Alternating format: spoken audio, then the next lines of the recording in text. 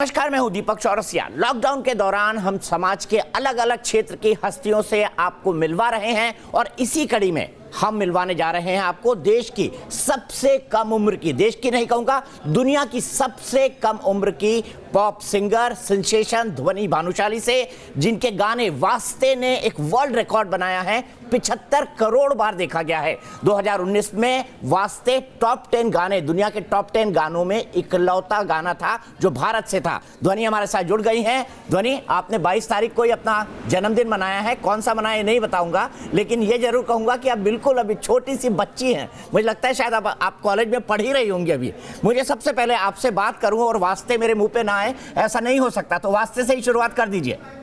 तो मैं last year graduate हो गई हूँ, मैं तो थोड़ी सी बड़ी हो गई हूँ, बट लेट्स हैव वास्ते।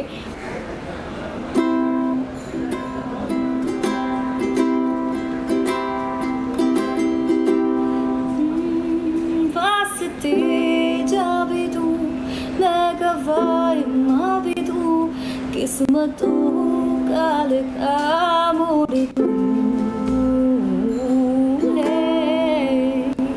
बहुत खूबसूरत। ध्वनि, मैं ये जानना चाहूंगा, वास्ते से पहले भी आप अपना सिंगिंग करियर शुरू कर चुकी थी। वास्ते ने आपको दुनिया के टॉप 10 सर्च किए जाने वाले गानों में बनाया। मैं आपसे ये जानना चाहूंगा कि लॉकडाउन 22 तारीख को हुआ, आपको क्या इंस्पायर किया कि आपने, जो डेली वेजेस के वर्कर्स होते हैं, जो दिन में सुबह जो फिल्म इंडस्ट्री के अंदर काम करते हैं, सुबह आते हैं, दिहाड़ी मजदूर की तरह होते हैं, अगर ये कहा जाए गलत नहीं होगा, उनके लिए कंट्रीब्यूट किया? क्या सोचा, क्या आया आपके दिमाग में? सर, वो 22 तारीख को मेरा बर्थडे भी था और मैं 22 साल की हो गई हूँ। तो मैंने उस दिन ऐसा सोचा कि मैं instead of celebrating my birthday, why not donate to people who need it at this time. क्योंकि मैं तो रह सकती हूँ सब सुख सुविधा के साथ मेरे घर पर, बट उनका क्या, मतलब उनको तो अभी जो दिन में एवरी डे जो कमाते हैं, जो अपना पेट भरते हैं ऑन एवरी डे बेसिस, जो वेजेस उनको मिलते हैं, अभी वो बंद हो गए तो वो कैसे सर्वाइव करेंगे। सो आई जस्ट फेल्ट लाइक मैं जितना उनकी हेल्प कर सकूँ मैं करना चाहती हूँ। तो इसलिए उसी थॉट से मैंने थोड़ा सा अमाउंट जो मैं डोनेट कर सकती थी, जो मैंने कमाया था, मैंने डोनेट किया। बहुत अच्छा ध्वनि, और मेरे ख्याल से लोगों को आपकी इस बात से इंस्पायर होना चाहिए कि अगर ध्वनि सोच सकती है अपने जन्मदिन के बारे में, तो वो भी सोचें और उन लोगों के लिए कंट्रीब्यूट करें जो वाकई इस वक्त संकट में हैं। ध्वनि, मुझे ये बताइए कि आपके इतने सारे गाने सब सुपर हिट है, चाहे वो दिलबर की बात करें, चाहे आप साइको सैया की बात करें, चाहे आप गुड न्यूज़ के गाने की बात करें, लेकिन कौन सा गाना है जो ध्वनि के दिल के सबसे करीब है या ध्वनि को सबसे बेहतर पसंद है? पता नहीं, मतलब कुछ भी, जब मैं बहुत कम काम करती हूँ, तो जब भी करती हूँ मैं एकदम दिल से उसमें घुस जाती हूँ। तो आई फील लाइक सारे गाने मेरे दिल के करीब है, बट ना जा तू और वास्ते मेरे दिल के थोड़े ज़्यादा उनसे करीब है। अच्छा, वास्ते की स्टोरी सुनवाइए। कभी आपने सोचा था कि एक ऐसा गाना होगा जिसको 75 करोड़ लोग देख लेंगे? रोज काउंटिंग बढ़ता जाएगा, रोज बढ़ता जा रहा है सर। और गाना किसी फिल्म का नहीं है, कहीं नहीं आया, सिर्फ एक डिजिटल प्लेटफॉर्म पे रिलीज हुआ। हाँ जी। सो सर, मुझे पता नहीं था लोग इतना कनेक्ट कर जाएंगे उस गाने से। हम तो एक वीक में हमने पूरा उसको ख़त्म किया था और रिलीज़ किया था। वही वीक में हमने शूटिंग किया था, वही वीक में सारा एडिट हुआ था और वही वीक में वो रिलीज़ भी हो गया। तो हम थोड़ा डर रहे थे क्योंकि उस चीज़ को इतना टाइम, रिहर्सल के ऊपर ज़्यादा टाइम हुआ था, बट वो बहुत जो हार्ड एंड फास्ट में काम हो जाता है ना, वो हमको लगा कि ये चलेगा कि नहीं चलेगा, बट देन वो मेलोडी इतना स्पेशल था कि आई थिंक लोग उससे कनेक्ट कर गए, आपके दिल को छू जाते हैं, मतलब ऐसा रिलेटेबल है।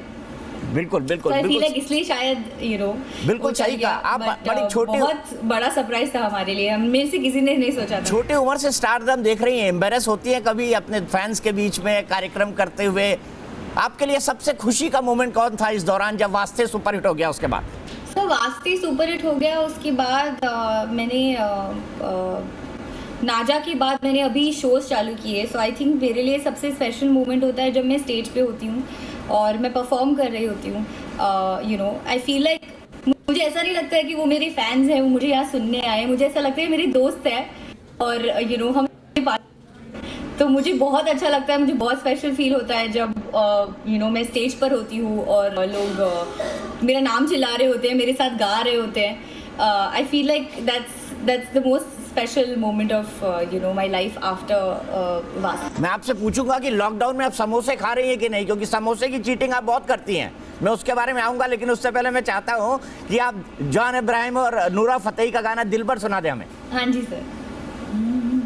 चढ़ा तुम पे सुरूर है, असर तेरा ये जरूर है, तेरी नजर का कसूर है, पास आ तू क्यों दूर है, ये इश्क का जो फितूर है, नशे में दिल तेरे चूर है, अब तो होश ना खबर है, ये कैसा असर है, होश ना खबर है, ये कैसा असर है। धोनी, मैं आपसे अगर बात करूं, आप बड़ी स्टाइलिश है, मैंने आपके बारे में सुना कि बचपन में जो है आप बच्चों अपने माँ का मेकअप लगा के दिन दिन भर मेकअप करती थी। हाँ?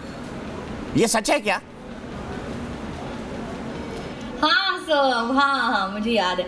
मैं जब छोटी थी तो मम्मी तो डब्बे में मेकअप रखती थी, तब एकदम लॉक करके, क्योंकि मैं उनकी सारी क्रीमें ले लेती थी, सारी लिपस्टिक्स ले लेती थी, और जब वो देती नहीं थी मैं तोड़ देती थी। तो थोड़ा सा मैं वाइल्ड चाइल्ड थी, बट अदरवाइज हाँ, एक और किस्सा है।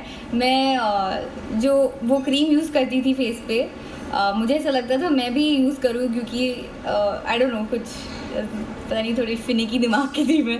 तो मैं वो जब मम्मी देती नहीं थी तो मैं चोरी करके अपनी साइकिल के पीछे के डब्बे में डाल देती थी।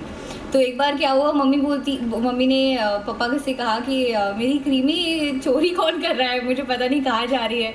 तो सो एवरी वीक वो नहीं लेके आती थी, क्योंकि वो गायब हो जाती थी। तो फिर मैंने ये कॉन्वर्सेशन सुन लिया, फिर पापा को बोला कि उनका कान ऐसे खींच के बोला कि चलो मेरे साथ। तो मैं उनको फिर दिखाया, क्योंकि मुझे फिर गिल्टी फील हुआ। अगला गाना आपका साइको सैया हो जाए। पहले तो नीली अखियाँ लड़ाई गई, रातों की मेरी नींद उड़ाई गई, मैं पीता नहीं मुझको पिलाई गई। ओ सैया सैया रे, ओ सिर्फ सैया रे, न छोड़ कलैया मोड़ के भैया, जल्दी से साइड हो साइड। ये बताइए ध्वनि, आप क्या करना चाहती हैं? आप इतनी छोटी उम्र में सुपरस्टार हैं, अब क्या आगे क्या करना चाहती हैं, क्या प्लान कर रही हैं अपनी लाइफ के लिए? मूवीज में आना चाहती हैं, या सिंगिंग करियर जारी रखना चाहती हैं, या एक्टिंग करना चाहती है? सो मैं पॉप स्टार बनना चाहती हूँ। हमारे कंट्री में मेन स्ट्रीम कोई भी नहीं करता ये चीज़, मतलब मे बी प्लेबैक सिंगर एक चीज़ होती है, और जैसे पंजाब में काफ़ी रैम्पेंट है पंजाबी पॉप स्टार्स जो कहते हैं, वो मेन स्ट्रीम हमारा बॉलीवुड में कोई भी नहीं करता है। तो आई फील लाइक मुझे वो बनना है, और मेरा पहले से सपना था कि मुझे पॉप स्टार बनना है। और अगर उसी दौरान कोई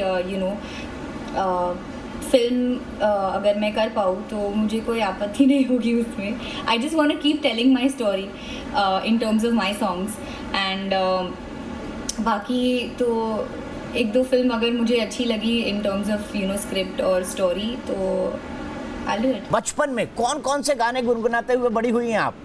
कुछ हमारे लिए गुनगुना दीजिए। लॉकडाउन का टाइम है, अभी आप गुनगुनाती होंगी कोई ना कोई गाना। बचपन के कौन कौन से गाने आपको याद है? मैं इकतारा बहुत गाती थी स्कूल में, मेरा फेवरेट सॉन्ग था रेखा भारद्वाज जी का, तो मैं उसकी 2 लाइनें आपके लिए गाती हूँ। ओरे मनवा तू तो बावरा है, तू ही जाने तू क्या सोचता है, तू ही जाने तू क्या सोचता है, बावरे क्यों दिखाई सपने तू सोते जागते, जो बरसे सपने बूंद बूंद नैनों, जो बड़े सपने बूंद बूंद नैनों को बूंद बूंद, कैसे मैं कहूँ देख ना सकूँ अनजान रास्ते, गूंजा सा है कोई एक तरह गूंजा सा है कोई एक तरह, गूंजा सा है कोई एक तारा गूंजा सा है कोई एक तारा। ध्वनि चलते चलते मैं चाहूँगा, लॉकडाउन का पीरियड है, इस वक्त प्रार्थना करनी चाहिए, सभी लोग सुरक्षित रहें, सभी लोग स्वस्थ रहें, कोरोना का संक्रमण भारत से जाए। तो मैं चाहता हूँ चलते चलते आपके दिल के करीब कोई प्रार्थना हो, भजन हो, वो गा दीजिए। हाँ, तो एक भजन है कॉल ओम नमः शिवाय। तो अब मुझे लगता है कि इस समय में हमें भगवान की भी बहुत ज़रूरत है। ओम नमः शिवाय, ओम नमः शिवाय। तीन शब्द में सृष्टि सारी समाय। ओम नमः शिवाय, ओम नमः शिवाय।